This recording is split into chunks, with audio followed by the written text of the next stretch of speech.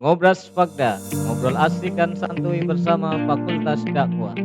Assalamualaikum warahmatullahi wabarakatuh. Jumpa lagi bersama saya Miftahul Amri di program Ngobras Pagda sore hari ini. Pada kesempatan sore hari ini kita akan membahas satu tema yang insya Allah sangat menarik dan dapat memberikan wawasan bagi sobat Ngobras semua, yaitu tema yang akan kita bicarakan berkaitan dengan indahnya bersikap sabar. Pada ngobrol sore hari ini tentu saja saya tidak sendiri karena di depan saya sudah hadir orang narasumber yang akan berbagi pengalaman, berbagi ilmu, berbagi wawasannya untuk menambah pengetahuan bagi sobat ngobrol semuanya. Saya perkenalkan dulu narasumber kita pada ngobrol sore hari ini, yaitu Ibu Dr. Heni Kurniawati, MA, Psikolog. Beliau merupakan Kepala Pusat Penelitian Psikologi dan Pengembangan Karir P4K di Institut Agama Islam Negeri Purwokerto. Beliau juga merupakan Sekretaris Prodi KPI Pasca Sarjana IAIN Purwokerto, dan tentunya beliau merupakan dosen di Fakultas Dakwah IAIN Purwokerto. Kemudian beliau juga merupakan owner Biro Psikologi Proaktif di Purwokerto, dan beliau juga merupakan pengurus Himpunan Psikologi Indonesia untuk wilayah Jawa Tengah dan pengurus Asosiasi Psikologi Islam wilayah Jawa Tengah, dan yang terakhir tentunya beliau merupakan ibu dari 2 orang anak. Langsung saja kita sapa Ibu Dr. Heni Kurniawati, MA, Psikolog. Assalamualaikum warahmatullahi wabarakatuh, Ibu. Waalaikumsalam warahmatullahi wabarakatuh. Ya, bagaimana kabarnya, Ibu? Alhamdulillah. Ya. Alhamdulillah sehat. Alhamdulillah ya. Mas Amri gimana? Saya alhamdulillah juga sehat, walaupun puasa, sambil nunggu berbuka puasa, insya Allah tetap semangat menjalani aktivitas. Ya, ya. Yang pertama saya ucapkan terima kasih sekali kepada Ibu sudah menyempatkan waktunya untuk hadir di program Ngobrol Sore hari ini, yang insya Allah program ini senantiasa ditunggu oleh Sobat Ngobrol setiap sore sambil menunggu berbuka puasa, sambil kita mendengarkan obrolan-obrolan yang insya Allah bermanfaat, dapat menambah wawasan bagi bagi kita semua, khususnya Sobat Ngobras yang sudah sering mendengarkan acara ini, program ini setiap sore harinya. Ya, berbicara tentang bersikap sabar ya Ibu, Ya. dalam Islam sendiri sangat dianjurkan bagi seorang muslim untuk senantiasa bersikap sabar, ya. Di dalam Al-Qur'an disebutkan bahwasanya Allah senantiasa bersama orang-orang yang sabar. Innallaha ma'as-shabirin. Nah, kalau kita kaitkan dengan psikolog ya, karena Ibu kan spesialisnya ini, spesialis psikologi. Saya jadi penasaran gitu. Kalau berbicara tentang sabar, ya, kira-kira apa yang menarik kalau dilihat dari kacamata psikolog? Sabar yang indah ya. Sikap sabar itu kayak sebuah perkataan yang kayaknya mudah kalau diucapkan ya. Iya. Sebenarnya dalam pelaksanaannya itu susah, tidak mudah. Betul. Ada butuh tantangan, ada butuh semacam challenge untuk kita, gimana sih latihannya, gimana sih kita ngasahnya, biar itu otomatis gitu. Ya. Nah, ada beberapa hal yang melatar belakangi sebenarnya untuk topik ini diangkat. Hampir sebagian besar orang melihat bahwa sabar itu identik berbarengan dengan musibah, bencana, orang lagi punya problem, lagi stres, lagi mungkin soal studi yang nggak lulus-lulus. Iya. Baik itu S1, S2, S3 ya. Soal pekerjaan, apalagi di masa pandemi seperti termasuk ini jodoh juga nggih Bu. Termasuk jodoh juga. Jodoh. Dan apalagi termasuk yang ini mau menjelang mudik ya. Iya. Itu gimana nih kesabarannya? Identik dengan hal-hal yang tadi berhubungan dengan hal yang cenderung nggak menyenangkan. Sementara sabar itu juga bisa berkaitan dengan hal-hal yang nyenengin. terutama yang berlebihan mereka pada saat ngikutin hawa nafsu mereka. Oh, iya iya. Ternyata kita perlu sabar untuk kelola itu, untuk ngendaliin itu. Jadi sebenarnya menarik kalau kita punya sabar yang luas, berjiwa lapang, kemudian kita tetap tenang, bijak, itu kayaknya bersyukur kalau orang punya kemampuan itu. Tapi hebatnya lagi, kita tidak dituntut untuk memiliki kemampuan sabar itu. Karena sebenarnya kalau Mmm. semakin kita pengen memiliki itu, semakin kita nggak mampu Iya. gitu. Justru kita gimana caranya, aksinya aja untuk Mmm. pelan-pelan berproses. Kalau dapet masalah ya semua orang, nggak ada orang hidup yang nggak punya masalah. Nggak ada orang hidup yang dia, nggak ada beban. Pasti dia punya masalah. Nah, harapannya nanti, menuju pada yang tadi yang entah itu negatif, entah itu yang, dia gimana sih ngendaliin hawa nafsu tadi ya, itu gimana caranya kita menuju mental yang sehat. Mmm. Mental yang sehat ini adalah bahasan-bahasan, psikologi Oh gitu. yang berkaitan dengan persoalan-persoalan. Jadi, kalau sabar itu memang tidak hanya untuk hal yang negatif gitu ya. Untuk hal-hal yang positif pun kita perlu menumbuhkan sikap sabar, ya. Kemudian tadi kalau dikaitkan dengan, bahasan-bahasan psikolog itu ada bahasanya mental itu, Mhm. ya. Itu mungkin bisa diperjelas lagi gimana Bu, kaitannya dengan sabar tersebut? Kesehatan mental itu sebenarnya aspeknya secara holistik ya, Ya ada bio, psiko, sosial, spiritual, ya. budaya juga ada. Tapi kalau mau spesifik dikerucutin Mmm. sebenarnya ada pikiran, Oh ya, pikiran. emosi, ya kita pintar-pintarnya aja ngelola pikiran, Mmm. ngelola emosi atau perasaan dan ngelola perilaku itu. Sejatinya sebenarnya, pada saat kita mau menyikapi sabar itu, Oke. kita perlu mengenali akar masalah ya, dengan problem Oh. apapun. Oh gitu gitu. Ya, jadi, akar masalahnya apa sih yang menyebabkan orang itu nggak bisa sabaran, Mmm. pengennya terburu-buru, pengennya mikirin itu terus, pengennya ngeluh, pengennya, nurutin rencana saya itu seperti ini, tapi kok Ya. realitanya seperti ini yang tidak sesuai harapan dia gitu. Yuk kita kenali akar masalahnya dulu. Akar masalah yang paling utama itu sebenarnya ada di yang tadi dibilang pikiran, Ya. yang nanti ngefeknya pada perilaku. Nah, eee, hati itu juga ada hati yang sakit, hati yang sehat, bahkan ada hati yang mati. Mmm. Nah, orang sabar yang hatinya mati jelas dia tuh keras hati, dia Mmm. bilang bahwa, "Ya saya emang orangnya temperamen, saya memang orangnya mudah marah, saya orangnya memang emosional, ya saya," gitu, cenderung egois. Ya. Susah gitu untuk, bekerja sama dengan orang-orang yang hatinya mati. Beda sama orang yang sakit, dia lebih mendingan lah. Ya. Meskipun kadang-kadang dia masih ngikutin hawa nafsunya ya, kadang-kadang ya masih, dia ngelakuin kemaksiatan, dia kadang-kadang juga sadar habis itu menyesal gitu ya. Iya. Jadi orang yang sakit ini ada kesabaran, tapi ini cuma perlu dilatih Oh aja perlu. untuk terus ingat bahwa ngapain sih orang hidup toh punya masalah semua. Tinggal yuk gimana kita fokus pada tujuan kita, fokus pada niat kita. Kemudian tadi ada yang dibilang sebagai hati yang sehat. Hati yang sehat ini adalah hati yang benar-benar merdeka. Dia punya Mmm. prinsip, dia punya kekuatan untuk bilang bahwa saya pengen, saya kalau misalnya dia spiritualis banget ya, Ya. saya yang mau saya kejar itu niatnya ya karena ridho Allah. Oke.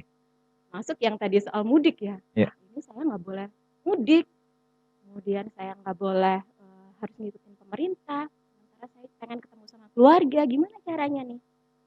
Dia akan denial, dia akan agresif menolak itu, dia akan, mungkin cari strategi gimana caranya pulang, Ya. dia akan siap-siap misalnya nanti akan ada di jalan razia, dia, siap.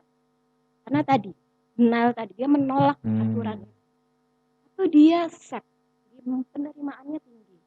Sepnya itu bisa sep yang pasif, jadi dia mengeluh selama dia nerima tapi Iya, ngeluh ngeluh aja tapi nerima ya, Bu?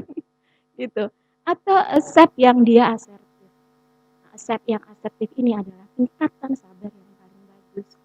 Jadi dia benar-benar ambil jalan tengah yang itu win-win solution untuk dia dan dia pengen ngikutin pemerintah, dia juga bisa, apa ya, aktivitas apa yang bisa saya alihin pada saat saya nggak bisa mudik. Ya ada hikmah deh, ya Ya. ada pelajaran yang bisa saya ambil dari tidak tidak ada kesempatan untuk pulang kampung misalnya. Oke. Gitu. Jadi tadi juga sudah disampaikan bahwasanya, sikap sabar itu ada kaitannya dengan hati ya, Bu, ya. Ketika hati seseorang itu mati, maka, otomatis dia akan sulit untuk memunculkan sikap sabar. Begitu juga dengan orang yang hatinya sakit, karena otomatis ketika sakit, dia tidak bisa secara penuh memiliki sikap sabar. Berbeda dengan orang yang memiliki hati yang sehat, maka otomatis, dengan, apa namanya, hatinya yang sehat, dia bisa menumbuhkan sikap sabar di dalam, dirinya. Nah, kemudian, eee, di dalam menghadapi problematika yang terjadi saat ini ya, Bu, ya, di dalam pandemi ini, apalagi kayak semisal masalah ekonomi, masalah kesehatan, dan yang lain-lainnya sampai yang sekarang akan kita hadapi menjelang lebaran ini kan, semua pasti orang di sana sudah punya rencana, ya. Tetapi pada kenyataannya banyak hal yang, memang tidak sesuai dengan apa yang akan kita tuju. Semisal tadi sudah disampaikan mudik, ya mudik, orang sudah mengimpi-impikan mau mudik, ya sudah jauh-jauh hari mempersiapkan untuk mudik, ingin bertemu dengan, anggota Keluarga. keluarga, dan ya karena kan itu kan momen yang setiap tahun intinya. Tapi kenyataannya tidak bisa karena harus, mengikuti aturan dari pemerintah, ya. Kira-kira sikap yang harus kita lakukan, kaitannya dengan sabar ini untuk menghadapi problem yang terjadi dalam masyarakat itu seperti apa? Nah itu dia, sabar itu hubungannya sama prinsip diri kan. Ya. Jadi sebenarnya itu hak dan, kebiasaan, habit-nya orang menjalankan, prinsipnya itu. Nah, kadang-kadang itu menjadi problem pada saat sabar itu berbenturan dengan orang lain. Gitu. Jadi, orang lain kita baik-baik aja, orang lain yang, sepertinya mempengaruhi, "Ah, kasihan banget sih kamu kok dapat problem kayak gitu. Iya, Kasihan banget sih kamu kok belum merit-merit," misalnya. iya. "Kasihan banget sih kamu kok," dengan, sekarang bahasa-bahasa sindiran dari orang-orang di sekitar. Jadi sebenarnya tantangan kita adalah bagaimana kita mengelola sabar kita untuk orang lain. Kita sabar dulu, baru kita ngadapin orang lain, Allah akan sabar. Kemudian yang kedua, pada saat panik, ngeluh, stres sekali, atau benar-benar ngedrop, benar-benar dia teruji nih kesabarannya, misalnya nggak lulus-lulus, misalnya tadi nggak bisa mudik, misalnya tadi problem pekerjaan, misalnya pertengkaran dengan anak, pertengkaran dengan pasangan, dengan teman-teman kerja, teman-teman kuliah misalnya, atau dengan pekerjaan itu sendiri, atau dengan tugas kuliah itu sendiri ya, itu kan menguji kesabaran. Cuma, kejadian atau event-nya itu kadang-kadang nggak menentu. Mungkin saat ini bilang, ya bisa sabar, pas dalam kondisi dia terjaga, pas dalam dia kondisi aware ya. Tapi pas lagi dia dapat benar-benar itu, ya karena tidak menentu tadi ya, itu akhirnya ini deh, dia akhirnya kepancing gitu menjadi tidak sabar. Nah, satu-satunya cara ya gimana caranya dia bisa lurusin niat, jadi memformulasi niat dia itu sebenarnya apa sih. Itu dibiasain dibiasain dibiasain, orang kan punya niat sendiri-sendiri ya, dalam dia menjalankan prinsip hidup dia, dan, hebatnya lagi banyak kok penelitian-penelitian tentang kesabaran, Mas. Mungkin bisa dicontohkan? Ya, penelitian dari luar ini ada dari Kari Price and Price tahun 2008 yang bicara bahwa, oh ternyata orang yang sabar itu adalah orang, cirinya adalah orang yang mampu bekerja sama. Oh. Jadi, orang yang cenderung egois, orang yang cenderung memikirkan diri sendiri, orang yang cenderung fokusnya pada, kebutuhan dan keinginan diri sendiri itu cenderung dia lebih nggak sabaran, di penelitiannya Kari Price and Price ini. Kemudian ada penelitiannya Anderson, jurnal-jurnal yang berhubungan dengan kesabaran terkait psikologi itu banyak. Banyak. Di Indonesia pun banyak. Ada Ibu Murdiningsih yang bicaranya itu tentang dinamika mengelola sabar. Ada Ibu Urbayatun tuh beliau bicara tentang bagaimana copingnya religi yang ada unsur kesabaran. Ada lagi yang saya cukup salut, ini penelitian dari Prof. Subandi, guru besar di Fakultas Psikologi UGM ini, beliau menggali konsep psikologi tentang kesabaran. Saya sempat baca jurnal beliau, ternyata kesabaran itu yang banyak dibahas secara religi dan moral tadi ya, di psikologi itu juga ada nih. Metode yang dia gunakan oleh Prof. Subandi ini ada metode literatur review dengan menggunakan lintas agama malah. Lagi dengan lintas agama, nggak hanya muslim aja. Kemudian ada studi yang berhubungan dengan metode dengan grounded teori. Dan ternyata temuannya cukup ini memberi manfaat. Oh ternyata orang sabar itu gigih, dia nggak mudah putus asa. Ya. Indikator perilakunya gigih itu seperti apa ya? Mungkin banyak ya contoh-contoh orang-orang yang nggak cepat capek dan nggak ngeluh. Kemudian orang yang menerima keadaan meskipun dia sedang punya problem besar. Orang yang sebenarnya bersyukur, itu juga temuan beliau. Kemudian orang yang tadi menerima, tapi menerimanya ya emosi, ya perilaku. Itu sih Mas. Oke, iya.